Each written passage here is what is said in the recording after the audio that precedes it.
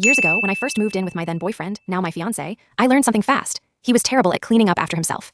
He was not mean or cruel, but he lived like the home magically reset on its own. He even admitted it with a laugh. He said he was a mama's boy and went straight from his parents' house to our shared place. At first, I tried to be patient and told myself he just needed time to adjust. But after 3 weeks, I was exhausted. I kept picking up cups, dishes, clothes on the floor, wrappers, everything. The worst part was not doing it once.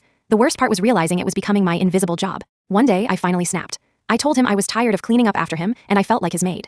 He looked at me with full confidence and said that was not true because we both cleaned equally. That sentence bothered me more than the mess because it was not ignorance. It was denial. We argued. I listed examples: clothes on the floor, dishes piling up, trash left next to the bin instead of inside it, the bathroom after he shaved. He insisted I was exaggerating. Then he proposed a solution like it was a challenge. He said if I did not believe him, we should split the house. He said I handle my half and he handles his half. I looked at him and said fine. The next day I went to the hardware store, bought painter's tape, and made it literal.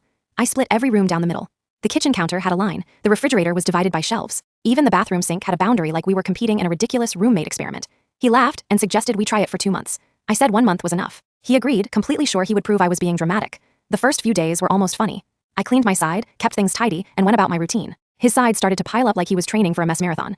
Clothes became a heap, dishes stacked, his half of the counter got sticky. Then the real consequence hit. He ran out of food because I stopped grocery shopping and cooking for him. Not out of revenge, but because the agreement was clear. Each person manages their half. By the 4th day, he was staring at my half of the refrigerator with the expression of someone hoping food would appear by magic. He asked if he could take just a little, and I calmly reminded him of his own proposal. He got annoyed, but what really broke him was the quiet embarrassment of seeing his half turn into chaos while mine stayed normal. One important detail: I kept cleaning the toilet and the shower. Not because I wanted to help him, but because I refused to use a filthy bathroom just to make a point. Everything else stayed divided. In less than a week, he gave up. He came home with flowers and chocolates, not as a big dramatic move, but as a simple way of saying he understood.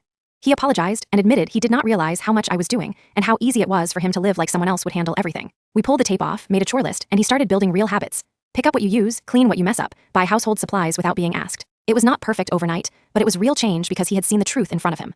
Now, many years later, we are about to get married, and we still laugh about the tape line through the refrigerator. It was ridiculous, yes, but it was also the moment he stopped living like a child and started living like a partner. Like the video if you enjoyed it, and leave your opinion in the comments.